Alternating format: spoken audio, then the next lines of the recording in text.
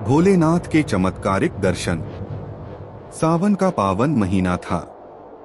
मैं और मेरा मित्र हरिद्वार जाने का निश्चय कर चुके थे। हमारे पास केवल एक ही दिन था, सो हमने योजना बनाई कि रात को बस से चलेंगे, सुबह स्नान कर तुरंत लौट आएंगे। रात में हम हरिद्वार पहुँचे। लगभग 3:30-4 बजे गंगा तट पर जाकर स्नान किया। गंगा जी का जल अत्यंत ठंडा था।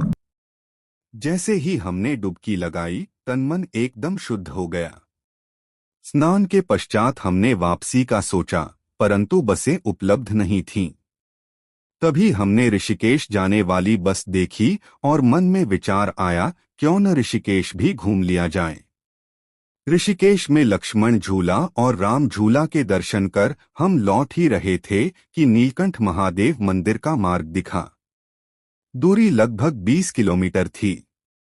मन में तीव्र इच्छा जागी कि यहाँ तक आए हैं तो भोलेनाथ के दर्शन अवश्य करेंगे। उस समय वहाँ सड़क नहीं थी, केवल कच्चा रास्ता और खड़ी चढ़ाई।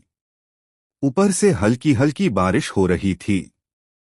रास्ता इतना कठिन था कि यदि पैर फिसल जाए तो शायद जीवन बचना भी मुश्किल हो।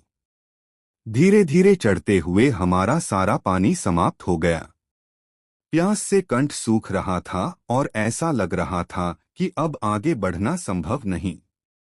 तभी अचानक सामने से एक साधु बाबा प्रकट हुए। उनका स्वरूप अत्यंत तेजस्वी और बलवान था, मानो स्वयं भोलेनाथ का ही रूप। उन्होंने आते ही कहा, जय भोले की। हमने भी उत्तर दिया, जय भोले की। बाबा ने पूछा, बच्चा पानी पियोगे?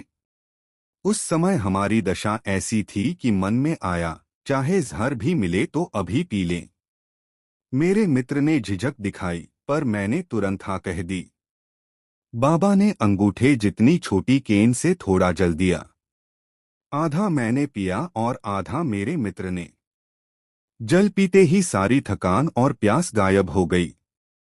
बाबा ने फिर मुस्कुराकर जय भोले की कहा और आगे बढ़ गए।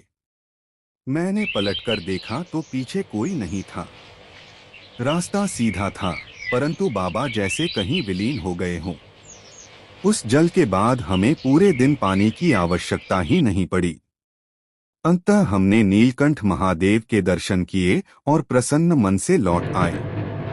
यह कोई साधारण संयोग नहीं था, यह स्वयं भोलेनाथ की कृपा थी, जिन्होंने साधु के रूप में आकर हमें जीवन दान दिया और दर्शन भी दिए। बोलो हर हर महादेव। जय भोले बाबा की जय।